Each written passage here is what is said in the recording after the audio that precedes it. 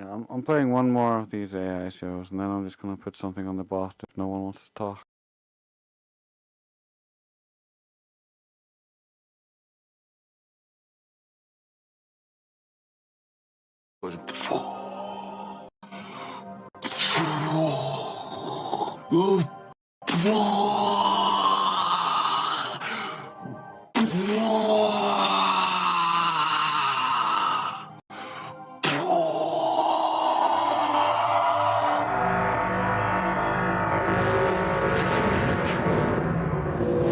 Welcome to another episode of the Lunatic Show. I am your host, MC Loon, anti-flat earther extraordinate.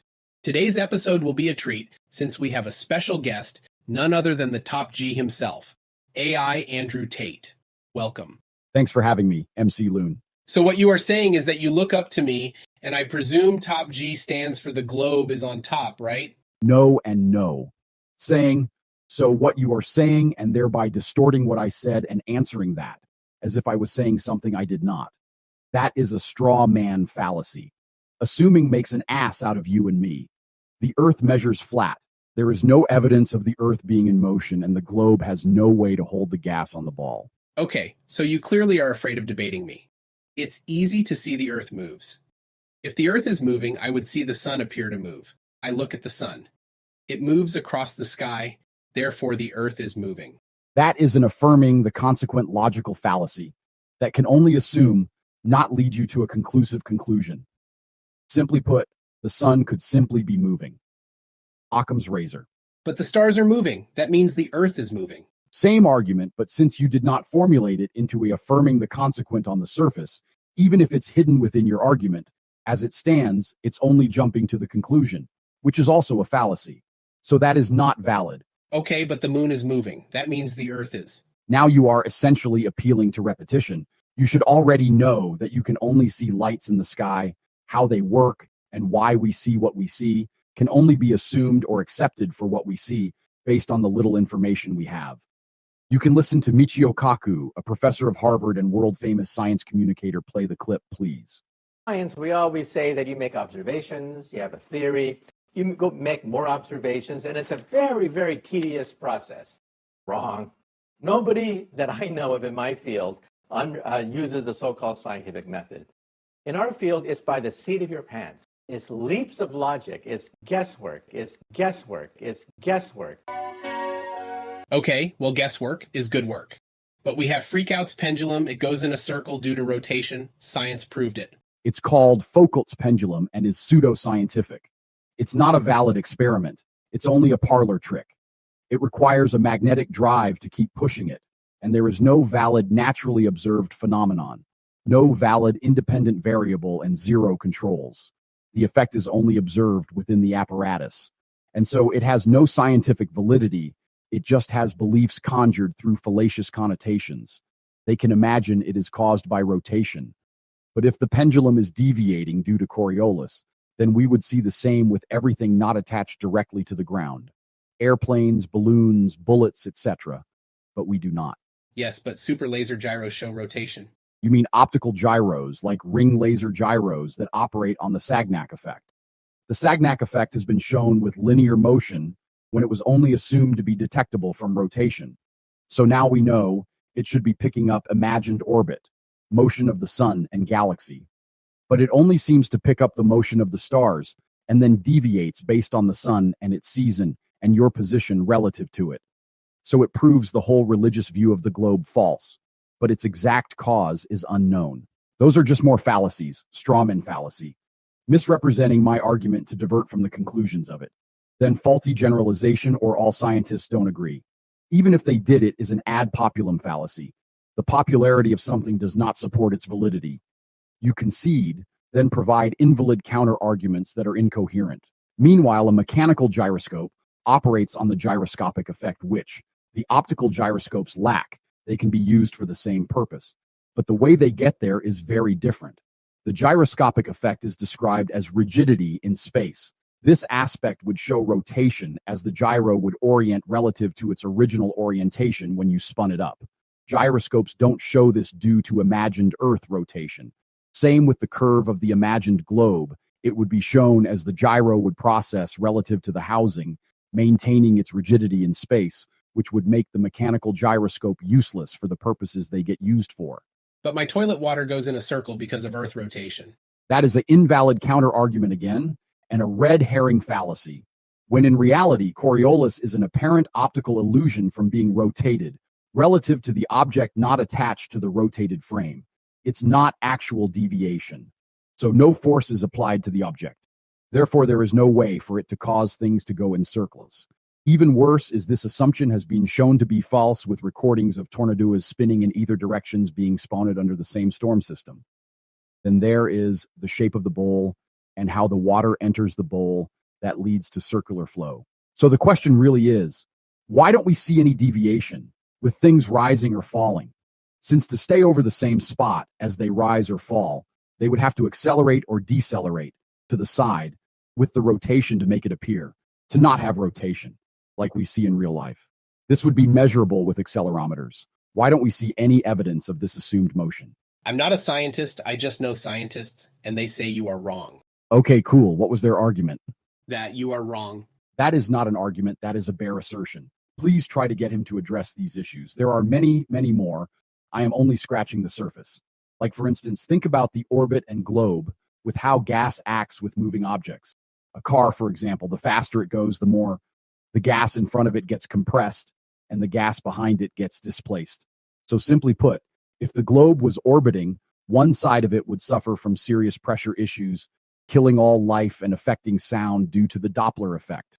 While at the same time, on the other side of the globe, you would have an effective vacuum killing all life and affecting sound again.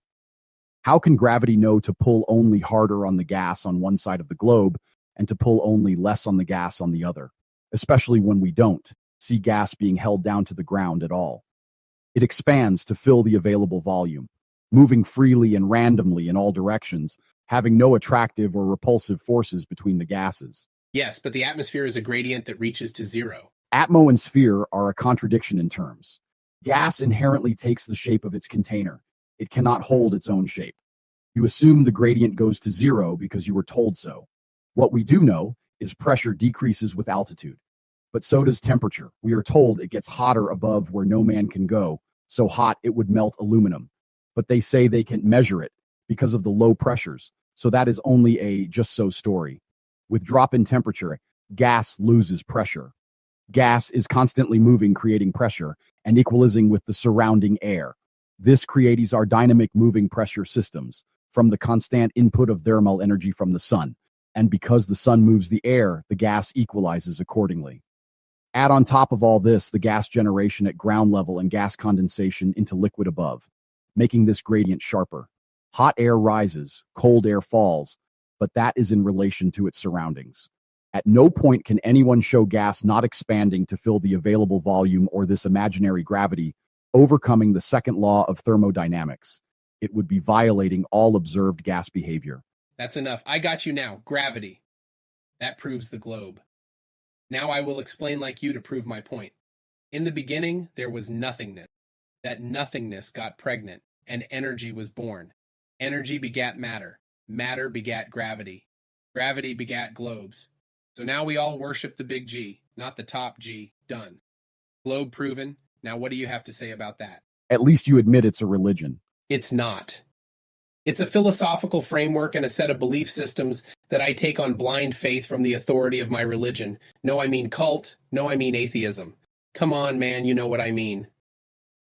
The thing. Let's continue. Gravity is the reason for the current cosmological crisis. And so academia is looking for quantum gravity. So when you ask the renowned astrophysicist Neil deGrasse Tyson what is gravity, when he bothers to be honest, just listen to this clip. What is gravity? You have no idea. Okay, next question. Wow. No, here's the difference. We can describe gravity. We can say what it does to other things. We can measure it, predict with it. But when you start asking, like, what it is, I don't know. He's just uninformed. I know more than him from watching YouTube videos from Fight the Tight Shirt. Things still fall down. That is never in dispute. The why and how are. So what is gravity? Or more specifically, the vector leading to the relative density distribution. We can simulate it with motion, but it's variant over the face of the plane, and even in the same locale. So we know it's not due to motion. If you asked me to guess, I would say it's a yet undiscovered quantum effect of our reality. Why? I cannot tell you. So you do not know. That means I win, right? No, it means I'm being honest, and you are just using malicious manipulative tactics. Care to tell me which gravity you believe in? There is only one gravity. Oh, really? When I drop something at 9.8 meters per second in a vacuum tube, is the object falling, moving, or stationary? It's obviously moving. So you disagree with Einstein then? Since to him, and in that sect of gravity, the object in freefall is stationary or in the inertial reference frame. In Newton, the object on the ground is not moving or is stationary. No, I just agree with both at the same time. That is a violation of the law of non-contradiction. As incoherent as that is, you are allowed to believe whatever you like. Can you at least understand that such reasoning will never convince a reasonable person who understands logic? No, you don't understand logic. A tu quoque fallacy and denial. But I will indulge you. Where is my error, or how so? It's a straw man. What is? Be very specific. Everything. Everything you say is a straw man. So you are just refusing to engage. I was asking for specificity, not a faulty generalization and psychological projection. So are we done here? Yes, you hurt my feelings. My feelings are more important than anything. Therefore, you are a baddie who can no longer be my daddy. Okay, wow, since this is over, I take my leave. AI Andrew Tate won't be subjected to this nonsense anymore. Peace to all the sane people out there. Shout out to 24/7 Flat Earth Discord. Its moderators and staff are excellent. Highly recommend. And MC Loon, good luck with all that. AI Tate out. Yeah, you scared. Running. What did you say? Nothing. Nothing. Thank you, everyone, for another great episode of the Lunatic Show. This has been your host, MC Loon. Check out our sponsors and pay me more money on Patreon. That is how this works. You incentivize my dishonesty, people. Keep it coming, or I might just become an NPC streamer. Yum yum. Ice cream so good. Yum yum. Ice cream so good. Until next time, goodbye. I'm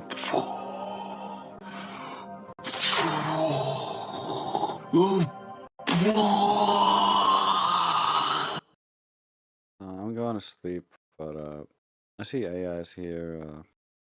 I had a video or a chat from the Discord all lined up, unless AI wants to talk.